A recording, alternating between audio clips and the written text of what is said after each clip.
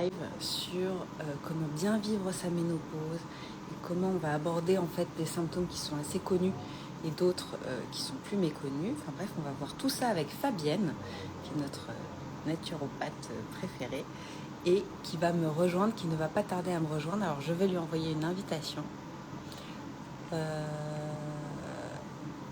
Juste 2 secondes. Voilà. Tu me vois, je ne sais pas si tu me vois, mais en tout cas, je t'ai envoyé une invitation. Si tu l'as, n'hésite pas à l'accepter. Ah voilà. Et bien, plus rapide que son ombre. Yana. Bonjour Fabienne, ça va? Oui, ça va super bien. Ça va même très bien. Bon, je suis ravie. En fait, merci encore d'avoir accepté notre invitation. J'espère que tout le monde nous entend bien. Je dis au préalable que, évidemment, vous pouvez poser toutes les questions que vous voulez dans l'espace pour les commentaires. Si on n'y a pas répondu, n'hésitez pas, parce en fait, ça va assez vite de pratique. Je vois bien que souvent, il y a des questions, parfois, on n'a pas le temps d'y répondre. Si on n'y a pas répondu, n'hésitez pas à nous demander. Il y aura un replay. Et en dessous, vous pouvez tout à fait poser votre question. Fabienne ou moi ou Millet, on y répondra avec grand plaisir. Et sur cette introduction, aujourd'hui, on va parler de la ménopause. Alors, pas du tout par hasard, parce qu'aujourd'hui, c'est la journée de la ménopause. Et je crois que tu as quelque chose à dire sur le sujet, Fabienne. Bah oui, aujourd'hui c'est la fête. C'est la fête de toutes les femmes ménopausées. C'est mardi 18 octobre, la journée mondiale de la ménopause. Donc c'est une journée très gaie. Et ça se fête. Moi, je suis positive sur le sujet. C'est une nouvelle vie qui nous attend quand on est ménopausé. Donc ça se célèbre. Voilà, Et ben c'est la voilà, fête. donc célébrons ça ensemble. Et pour commencer, Exactement. Fabienne, je vais te demander de te présenter. Parce qu'en fait, bon, nous, on te connaît bien, mais ce n'est pas forcément le cas de tous les gens qui sont connectés. Oui, alors je m'appelle Fabienne Croc. Je suis experte beauté et bien-être depuis pas mal d'années maintenant.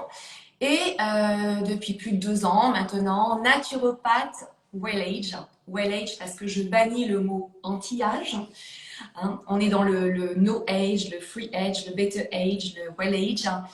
Avec la spécialité, donc la spécialisation pour la femme qui rentre en préménopause et en ménopause. D'accord. Donc, ok. Donc, là, aujourd'hui, on va faire appel à ta casquette de naturopathe Mhm. et que tu nous racontes un petit peu. D'abord, pour commencer, on va commencer back to basics, quoi. Qu'est-ce que la ménopause et qu'est-ce que la périménopause, pour commencer? Alors, c'est vrai qu'on parle beaucoup de la ménopause, hein, qui est le mot le plus répandu. Tu es ménopausée? Oui, moi je ne le suis pas, pas encore. Ah bon? Il y a vraiment la différence entre la préménopause, hein, c'est-à-dire toute la phase qui précède l'arrêt du cycle, l'arrêt des règles, hein, qui peut s'éterniser sur 1 an, 2 ans, 3 ans, 4 ans, 5 ans ou plus. Hein. Donc il y a plusieurs signes qui nous font dire qu'on rentre dans cette deuxième crise adolescente, qui est cette préménopause. Et puis vient ensuite l'arrêt du cycle, qui est la ménopause, je l'appelle la ménoglame, et ensuite, eh bien, on va aller vers une post-ménopause. Voilà, donc tout ça, c'est la péri, en fait, ménopause, avant, pendant, après. Il y a plusieurs stades. D'accord. Donc, en fait, tu valides, en fait, parce que moi, je sais qu'on m'a souvent dit, il ne faut pas parler de préménopause, il faut parler de périménopause, parce que les symptômes peuvent perdurer après la définition de la ménopause qui est 12 mois d'aménorrhée, en fait. Toi, tu dis Oui, quoi, ça, par rapport à ton c'est expérience? vrai que les anglo-saxons parlent beaucoup de périménopause. En France, moi j'aime bien dire la période avant, pendant et après le périmètre en fait qui entoure la ménopause. Hein. C'est avant, pendant, après la péri. Le pré, c'est vraiment tous les symptômes qu'on peut, pas les symptômes, pardon, tous les signes, puisque ce n'est pas une maladie, hein, c'est un passage de vie, hein, bien entendu. Hein. Et voilà, il y a plusieurs choses qui nous donnent des signes d'alerte, comme quoi, là, je reconnais plus mon corps, il se passe des petites tornades émotionnelles, que se passe-t-il? Et c'est cette avant-ménopause que moi j'appelle la pré, mais qu'on peut aussi appeler la périménopause. D'accord. Donc, merci d'avoir répondu à cette question. Je voudrais juste te dire bonjour à Marie-Lou, que je viens de voir passer. Pardon. Excusez-moi. Et mes Et lunettes. ensuite, quelqu'un a évoqué la question de l'andropause. Ouh là, Pardon, voilà, pardon. si tu veux. Va te chercher un petit verre d'eau si tu veux. Ouh. L'andropause, alors l'andropause, eh bien, ça concerne les hommes aussi, hein. Ils ont leur période de vie aussi qui vient un petit peu plus tard que les femmes, mais les hommes sont conservés aussi avec des variations hormonales, surtout de la testostérone, hein. Bien entendu, il y a l'andropause, hein, plus pour les hommes, et nous, c'est la ménopause. Et nous, on va se concentrer sur les femmes, parce que les hommes, c'est très intéressant, mais ce n'est pas notre sujet aujourd'hui. Donc en fait, allons-y sur les... Excuse-moi, je couperai le micro si j'ai une quinte de tout. Allons-y sur les symptômes très connus, par exemple les règles irrégulières. Alors, oui, dans les signes, donc dans cette préménopause, on va remarquer qu'il se passe des choses vraiment étranges, hein. C'est-à-dire que un mois, j'ai mes règles, ovulation, l'autre mois, il ne se passe plus rien. Ça devient n'importe quoi. Ça peut être aussi les chutes du Niagara, c'est comme ça que je les appelle quand elles deviennent très abondantes, hein, et très irrégulières. Là, c'est un premier signe qui nous fait dire qu'on peut vraiment rentrer dans cette période de préménopause. Alors, ce qui va avec, bien entendu, c'est l'instabilité de l'humeur.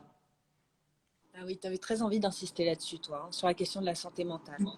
Oui. Tu peux nous en dire plus et nous raconter l'expérience vis-à-vis de tes consultantes et les cas que tu rencontres à ce sujet? Bien sûr.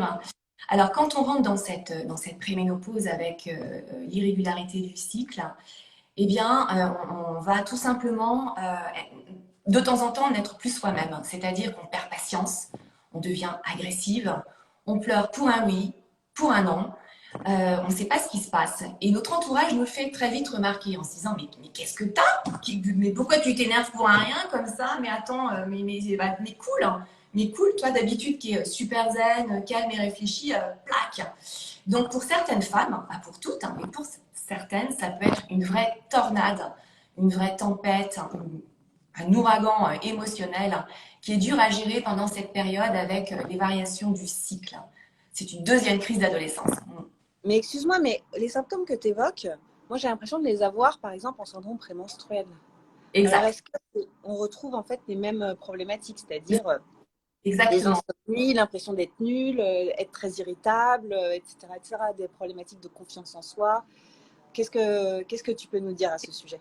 C'est exactement ça, hein. C'est la chute de la progestérone, en fait, hein, qui provoque cette instabilité de l'humeur et on le retrouve parfaitement dans le syndrome prémenstruel. Ça peut être multiplié par 10 pendant cette période de préménopause chez la femme, hein, complètement. Et a priori, cette fois-ci, c'est plus long. C'est-à-dire qu'en syndrome prémenstruel, ça dure quelques jours. Exactement. Exactement. Là, ça peut durer un an chez certaines femmes, 2 ans. Pour ma part, ça a duré 4 ans avant que je retrouve la stabilité du cycle avec la ménopause. Et alors, en quelques mots, je sais, on ne fait pas une consultation et c'est du cas par cas. Je sais tout ça et je te coupe l'herbe sous le pied pour pas que tu me dises non, mais c'est du cas par cas. Mais qu'est-ce qu'on peut faire contre ça? Quelles sont les solutions, s'il y en a? Alors, il y en a plusieurs, hein. Il y a des solutions naturelles, bien entendu. Je dirais que quand on est en préménopause, avec ce Ouais. cycle complètement irrégulier, il va falloir prendre soin de soi, vraiment, et de gérer son stress et de gérer ses émotions. Ça, c'est capital, hein. Puisqu'on peut également observer, hein, si on est un peu stressé, un peu à cran, eh bien, des petites sueurs nocturnes et des bouffées de chaleur qui peuvent arriver, hein. Donc, il faut vraiment calmer le mental, hein, calmer l'esprit. Donc, ça passe par de la respiration, par exemple de la cohérence cardiaque, ça passe par du yoga. Il y a énormément de choses aujourd'hui qu'on peut faire pour calmer le mental. D'accord, ok.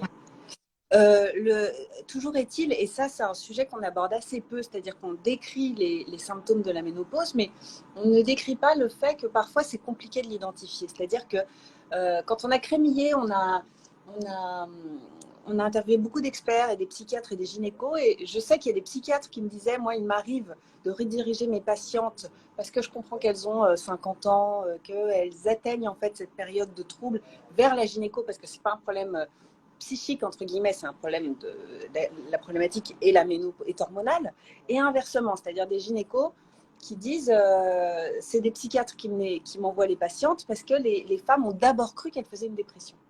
Oui, ouais, ouais, c'est absolument vrai ce que tu dis. Cette préménopause peut être vraiment foudroyante chez certaines femmes. Et il faut revoir aussi, hein, bien sûr, son alimentation parce qu'on a des carences en sérotonine, en dopamine, en noradrénaline. Tout est bousculé en fait dans le système endocrinien de la femme. Donc il faut tout rééquilibrer. J'ai envie de dire que c'est une nouvelle vie, c'est un nouveau réalignement en fait de son hygiène vitale globale. Mm. D'accord. Maintenant, tu as évoqué rapidement, mais Mhm. allez-y, parlons-en un peu plus, des bouffées de chaleur et des suées nocturnes.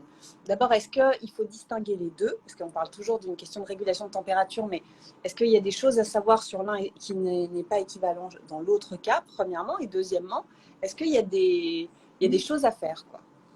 Ouais, Sachant que c'est la grande classique. Là, on est vraiment dans les symptômes très, très, très connus de la ménopause, qui est, au début, je pense qu'il fait trop chaud. Et puis finalement, je me rends compte que les autres n'ont pas trop chaud. Donc en fait, que c'est peut-être de moi dont il s'agit. ouais, complètement. Alors, les bouffées de chaleur, hein, les hot flashes, on les reconnaît assez vite parce que on a tout à coup, ça se déclenche, ça nous oppresse au niveau du plexus, du diaphragme, et on sent que la chaleur monte dans la gorge et dans la tête, et on se met à transpirer, donc c'est hyper gênant, on a peur de sentir mauvais aussi, il faut le dire, puisque on transpire tellement que ça va mettre un petit peu de temps à redescendre, mais c'est vraiment un problème de thermorégulation du corps hein, qui est lié à la chute des oestrogènes qui provoque cette transpiration. Hein. Alors, c'est plus facile hein, à gérer quand même le jour, hein, parce que là encore, il y a des outils, il y a des choses naturelles qu'on peut faire. Hein, et si bien c'est compliqué pour les femmes, on peut aussi faire un petit peu de d'EFT, qui est une technique de libération émotionnelle par du Pardon, tap. j'ai juste fermé la porte, excuse-moi. Oui. Ouais, non, je parlais de cette technique EFT qui est une technique de libération émotionnelle vraiment efficace pour les femmes, hein, avec du tapping en fait. On fait des rondes, on dit des phrases pour essayer de se faire disparaître en fait ces bouffées de chaleur qui sont parfois récurrentes et très handicapantes. Hein. Nous, La on a nuit, des femmes qui nous disent que les bouffées de chaleur, elles viennent toujours à des moments. Je parle bien des bouffées de chaleur, parce qu'après, les suies nocturnes, je crois que c'est un autre sujet. Hein, mais qu'elles viennent toujours à des moments où, avec des enjeux. C'est-à-dire, elles ont une présentation devant leur chef, enfin, je ne sais pas, ce genre d'événements qui arrivent dans la vie, dans un milieu professionnel. Qu'est-ce que t'en dis, toi, de ça? Et est-ce que c'est ouais, lié au stress? Et est-ce qu'il y a moyen de... ouais, Voilà. ouais, ouais, complètement. On remarque que plus on en parle et plus ça revient en fait. Hein. Moi, je l'avais remarqué, à un moment donné, j'en avais plus du tout. Et puis le fait d'en parler à quelqu'un, je claque. Il y en Ouais. a une déclenchée. C'est très psychosomatique. Et si on est stressé, s'il y a un événement devant nous qui se présente, qui nous apporte beaucoup de stress, en fait, eh bien, effectivement, ça peut tout de suite déclencher une bouffée de chaleur. Donc, je reviens sur ce que je disais tout à l'heure, gestion du stress et des émotions. Il faut vraiment apprendre à calmer le jeu. Et puis après, il y a bien sûr des compléments alimentaires hein, bien, qui peuvent nous aider. Il faut juste trouver la bonne molécule pour essayer de faire disparaître ces bouffées de chaleur. Hein. Et alors, à la différence des suies nocturnes, on est d'accord que quand tu es dans ton lit, que tu dors, enfin, les suies nocturnes peuvent arriver à n'importe quel moment pendant qu'une femme est en train de dormir, en fait. Donc, il y a aucune corrélation à faire avec une potentielle enfin, augmentation des hormones du stress, quoi.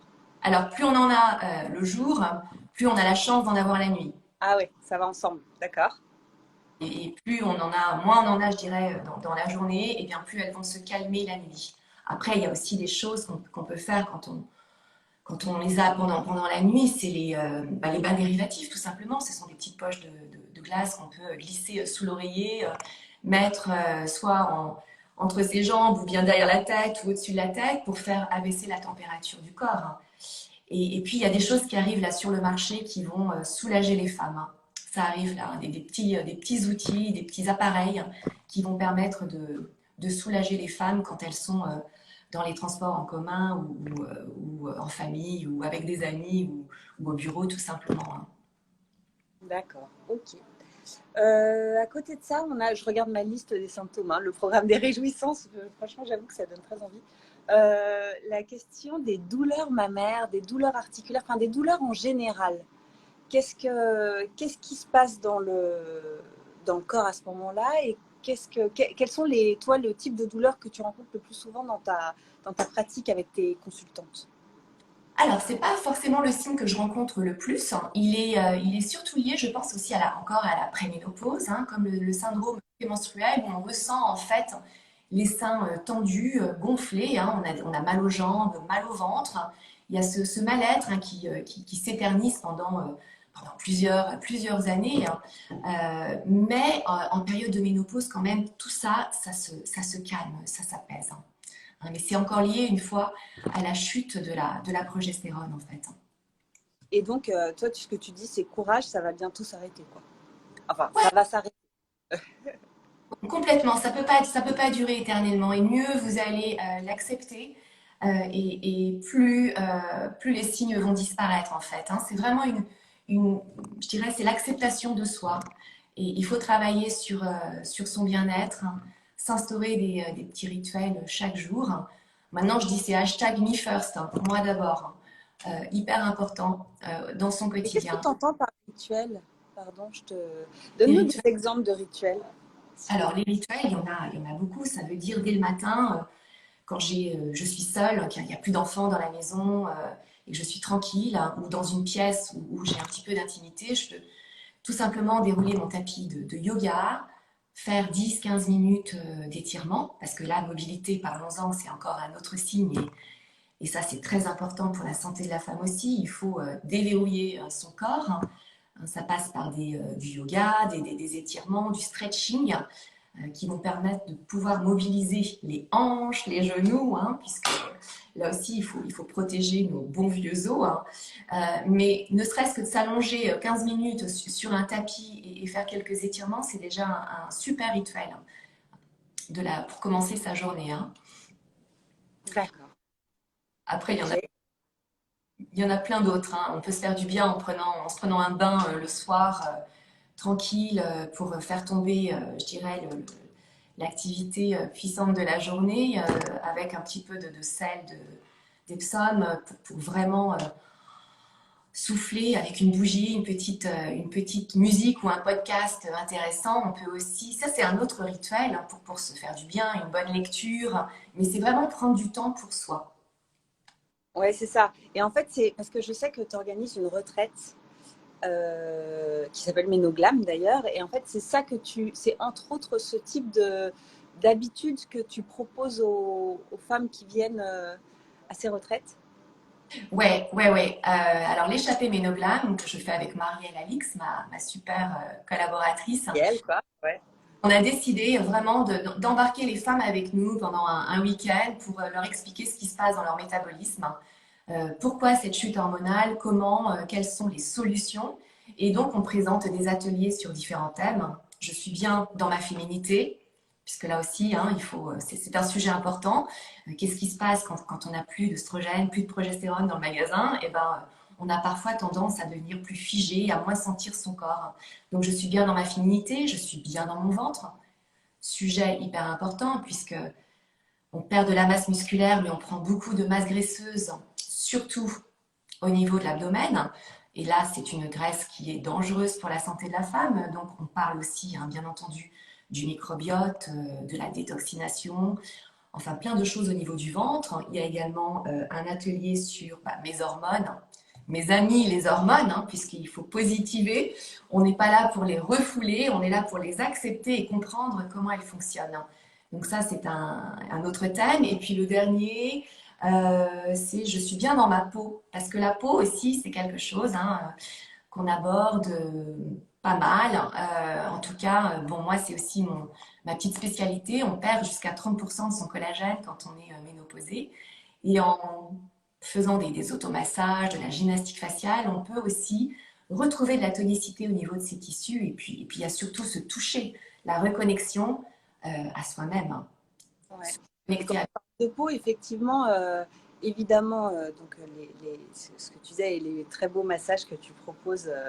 Moi, j'ai eu l'occasion de t'imiter, c'était vraiment formidable. Mais il y a aussi évidemment la sécheresse intime. Je pense à ça parce que je pense tissu, tu vois.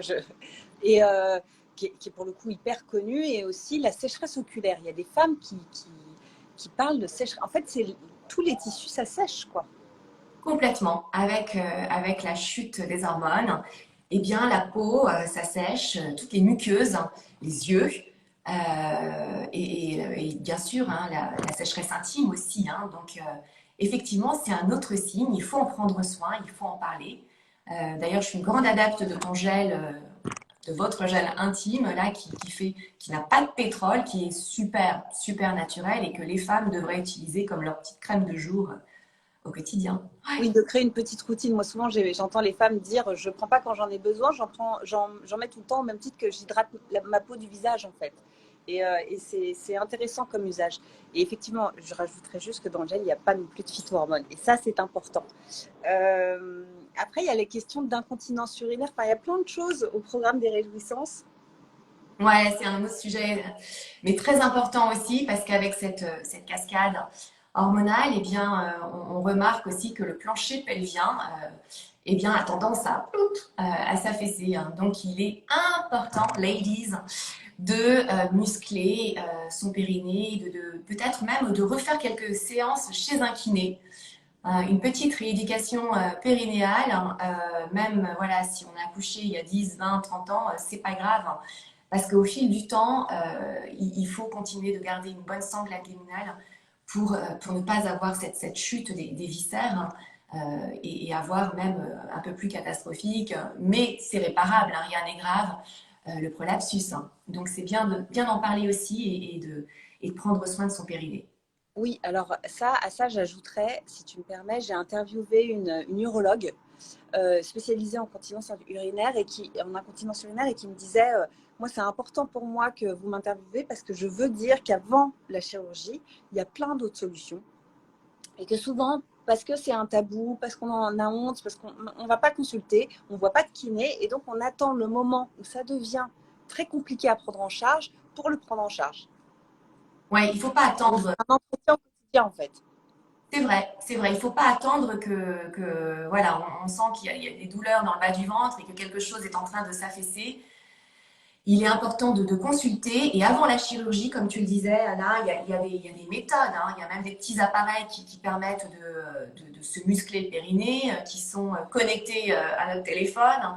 Il y a même des petites rondelles là, qui peuvent être placées, j'ai oublié les noms, les pessères, je crois, qu'on peut mettre également pour soutenir en fait les organes, surtout pour les sportives hein, qui sont accros au sport et qui ont quand même besoin de préserver leur périnée, elle aussi. Hein. Mais effectivement, il y a plein de solutions avant même de penser à la chirurgie. Ouais. En fait, il faut dépasser le tabou et prendre en charge le problème quand il arrive, ne pas attendre qu'il soit. Mais ça, c'est valable pour tous les symptômes. Enfin, tu disais pour tous les signes, pardon. J'aime bien ton idée de signes et pas de symptômes. Et après, on a des sujets. Par exemple, tout à l'heure, juste avant le live, on s'est appelé pour se raconter un peu ce qu'on allait se dire, en fait. Et tu me disais, j'ai rencontré des femmes qui me parlaient d'un goût métallique dans la bouche. Enfin, vraiment un changement de perception du goût. Enfin, c'est étonnant ça, on ne sait pas trop. Enfin, Ouais, c'est plus rare, hein, c'est plus rare. Ça veut dire que les sens sont en train d'être modifiés. On a un goût bizarre dans la bouche, un goût métallique. On peut avoir une bouche relativement chaude aussi. Les odeurs hein, sont perçues différemment. Vraiment, oui, les sens en ménopause peuvent changer complètement. C'est plus rare, mais ça arrive, hein, ça fait partie des signes. Hein. moi, ça Mal- m'est arrivé pour la grossesse, par exemple, des changements de goût. de goût, hein. Ouais. Des passions pour le jus d'orange. Genre, je buvais 3 litres de jus d'orange par jour. Je ne sais pas pourquoi j'avais un problème avec le jus d'orange, par exemple. Ouais, non, mais ça, c'est sûr. Alors, pour parler de choses le goût de. Alors, c'est vrai que quand on a l'habitude de prendre aussi des apéros hein, avec les copains, et ben, voilà, jusqu'à la ménopause, tout va bien. Et après, on sent qu'il y a. Attention avec l'alcool au niveau du foie, en fait, puisque lui, il sature complètement, quoi. Donc, là aussi, hein, avec cette chute hormonale au niveau du foie, il se passe des choses. Hein. Donc, on est obligé très souvent de changer son alimentation, de boire des choses pour nettoyer tout ça. et c'est plus comme avant. C'est plus comme avant. On peut plus gérer en fait l'alcool comme quand on avait 20 ans ou 30 ans. Ça, c'est clair. D'accord. Ok. Donc attention à ne pas trop boire. Enfin, de toute façon, je pense que le corps se rappelle à toi immédiatement, en fait. Immédiatement, c'est systématique. On sent que le foie sature complètement. Mm. Et le dernier sujet que je voulais voir avec toi sur la question de ces symptômes, pardon, j'y arrive pas, hein, de ces signes, oui, de ces signes dont on parle le moins, c'est la question des problèmes de mémoire. La question de se sentir peut-être un peu plus confus dans sa tête. Ouais, le brouillard mental peut se présenter donc vraiment en tout début de préménopause où on a l'impression de perdre de la concentration. On cherche ses affaires partout, on a fait quelque chose, on ne s'en rappelle pas. Ouais, c'est un petit brouillard mental. On est beaucoup moins concentré et on peut avoir ces petits trous de mémoire. Donc là aussi, il faut être un petit peu en alerte, hein. La santé mentale, ça a beaucoup d'importance quand on est en préménopause, ménopause. Et dès 40 ans, je dirais, il faut faire bosser sa mémoire. Donc, la lecture, les petits sudoku, enfin, il y a plein de choses qui peuvent nous faire travailler un petit peu nos neurones. Ultra important, Anna, tu as raison de le dire, hein. Tu as raison parce que avec encore cette cascade hormonale, euh, nos neurones sont beaucoup moins musclés. Donc il faut entretenir sa mémoire. Bon, le sommeil a beaucoup d'importance aussi. Il faut dormir pour être parfaitement régénéré et avoir voilà, le mental comme il faut. Mais les neurones en prennent un petit peu un coup. Il faut faire gaffe. Manque de sérotonine, de dopamine, consommer du bon gras. Les oméga 3 sont capitales aussi pour nos neurones. Les petits poissons gras, les bonnes huiles, colza, lin, tout ça pour la vitamine D. Tout ça, ça va renforcer en fait notre mental. Très important. Mm. Il y a Anita, pardon, qui demande la perte des cheveux. Effectivement, on ne l'a pas évoqué parce que ça fait partie des symptômes très. Euh, je vais pas, je te jure, à la fin du live, j'y arriverai. Des signes dont on parle beaucoup, mais effectivement, la perte des cheveux, bien sûr. Ouais, c'est un autre signe, hein. On l'observe beaucoup dès la préménopause. Dans certaines femmes, les ongles et les cheveux. Et là encore, il y a d'excellents compléments aussi hein, qu'on peut prendre, riches en vitamines du groupe B, qui vont fortifier les cheveux. Mm. Il y a le sérum cheveux mouillés aussi. Exactement. Là, il est là, je l'adore. D'ailleurs, j'en ai plus. Ah, J'en ai plus. Il est super et il rend pas le cheveu gras. Et il fait des merveilles quand on perd un petit peu ses cheveux, quand on observe, hein, comme moi, elle a aussi que ça se dégarnit un petit peu. C'est hyper bien. Hyper bien. Et puis ce que j'aime, c'est surtout qu'il est sans dérivés pétrochimiques. Hein, donc on revient au naturel, hein, sans perturbateurs endocriniens. et cela dit, c'est vrai que la question de la perte des cheveux, elle est quand même assez. Alors, il y a des moments où ça se précipite un peu, mais j'avais lu quelque part qu'entre les 20 et les 60 ans, une femme perd 50%, je crois, de sa masse capillaire. Ouais, c'est fort probable ce que tu dis, hein. On perd énormément de cheveux, hein. On en perd déjà, je crois, une bonne centaine par jour, il me semble, le fait de se brosser les cheveux. Alors c'est important hein, de les brosser aussi pour en fait étaler tout le sébum, hein, mais prendre Ouais. soin de l'allure de sa crinière quand on avance dans l'âge, c'est très important. C'est vraiment un signe enfin quelque chose qu'il faut soigner dans son apparence, sa chevelure, hein. Très important. On a de nouvelles questions sur les bouffées de chaleur. Alors, on l'a évoqué déjà en début du live. Mesdames, si vous nous rejoignez, ce sera de toute façon en replay. Mais par contre, effectivement, quelqu'un disait, je ne me souviens plus, je suis désolée, ça passe trop vite.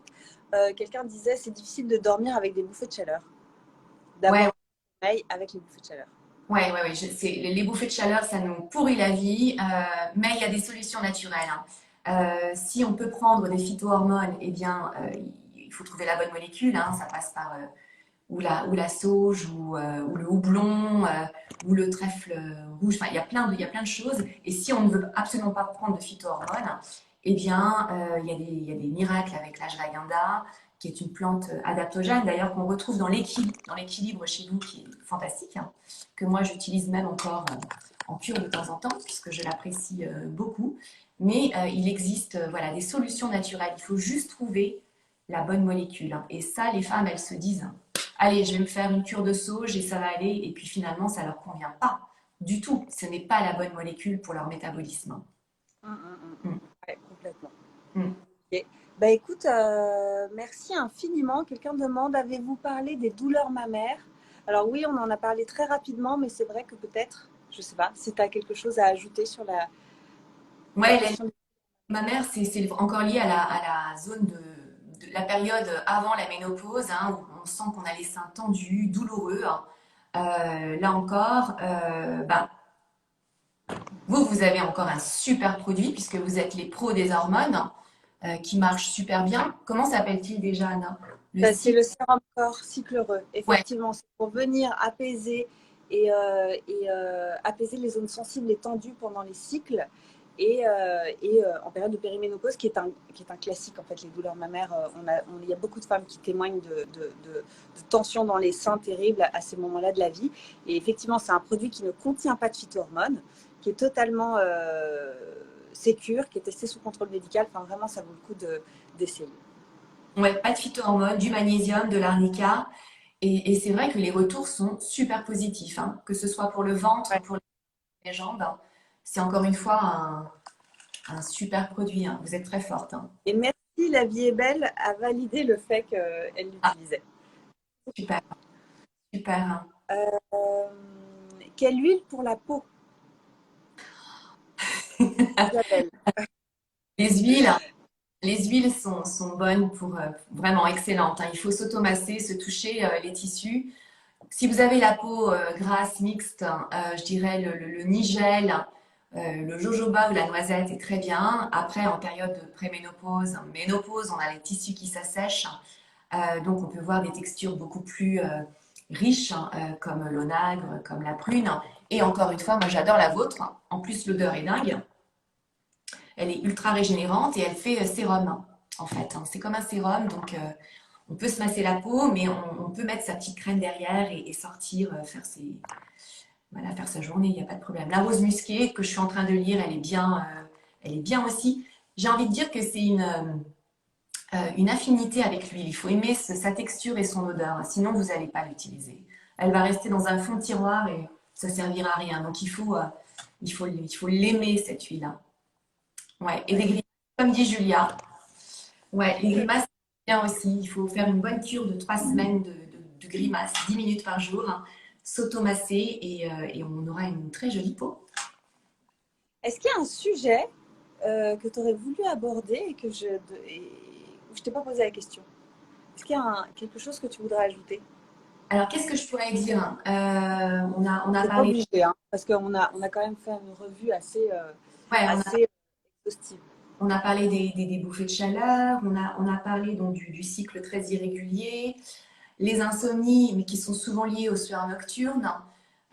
On a parlé, alors les os, le plancher pelvien, les os, on se déminéralise beaucoup, hein.